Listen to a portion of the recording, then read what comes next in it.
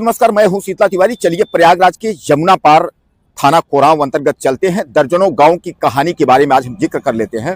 सबसे बड़ी पंचायत जो है ग्राम सभा बड़ोखर की बात करते हैं, जो कि बड़ोखर ग्राम सभा जो है वह मध्य प्रदेश के बॉर्डर पर हुआ।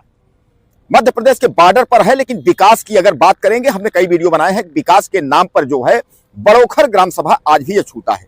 लेकिन सबसे बड़ी समस्या जो बड़ोखर में है, आज हम जिस समस्या का जिक्र कर रहे हैं, शायद एक बार आप सोचने पर मजबूर हो जाएंगे।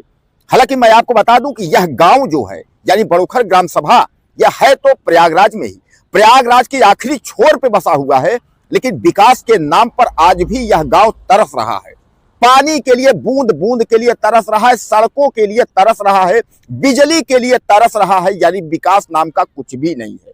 ढोल पीटने वाले जो भाजपा के तमाम कार्यकर्ता और नेता हैं, वह कहते हैं कि हमने पूरा विकास की गंगा बहा दी है, लेकिन सच्चाई अगर जमीन पर अगर आप देखेंगे तो सच्चाई जो है वह कुछ नहीं है, शून्य है। ऐसा नहीं है कि विकास नहीं हुआ है, विकास हुआ है, सरकारें कई आई, सरकारें कई गई, लेकिन जो 2017 के बाद से जो वहां पतन हुआ है, अब आप कहेंगे सर आप सवाल उठा रहे हैं, और सवाल उठा रहे हैं योगी आदित्यनाथ सरकार पे। मैं आपको बताना चाह रहा हूं कि इस वक्त जो है वहां के किसानों की जो हालत है इतनी बदतर हो गई है। यानी बड़ोखर ग्राम सभा की बात की जाए, उसके आसपास ग्राम सभा की भी, यानी दर्जनों ग्राम पंचायतों की अगर हम बात करें, इस समय किसान जो है वह परेशान है किससे? सांडों से। सांड जो है यानी जो गौ हैं, जिनको आप गौशाला खुलवाए हुए हैं, उस गौशाला में आप किसको रखे हुए हैं? गाय हैं कि सांड हैं? सरकार यही नहीं समझ पा रही, गौशाला है किसके लिए। अब कहा जा रहा है कि गायों को पकड़ के गौशाला में डालते हैं, सांड जो है वह घूम रहे हैं, और आप यकीन नहीं करेंगे, दर्जनों दर्जनों झुंड में जो है सांड घूमते रहते हैं, और रात्रि जैसे होता है तो किसानों के खेतों में जो है वह कूद जाते हैं, और किसानों के खेतों में कूदने के बाद उनकी जो गेहूं की फसल है वह चौपट कर देते हैं।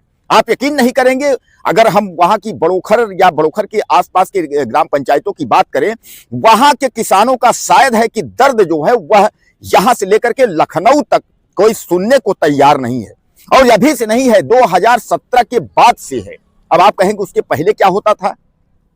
तो उसके पहले जो होता था, लेकिन उसके पहले सरकार किसकी थी? आखिर उस सरकार से हमें मदद, हमें सहायता नहीं मिल पाई, तब तो हमने आपको लाया है। आप कहेंगे कि वो 5 साल 10 साल नहीं कर पाए, तो भैया हमको अच्छे दिन नहीं आए, तब तो हम आपको लाए हैं कि इन सांडों से निजात आप हमको दिलाएंगे। तो आखिर योगी आदित्यनाथ सरकार ने इन सांडों के लिए क्या व्यवस्था बनाई है? आपने कभी सोचा नहीं होगा। गौशालाएं बनी है, लेकिन मैं आपको बता दूं कि ग्राम प्रधान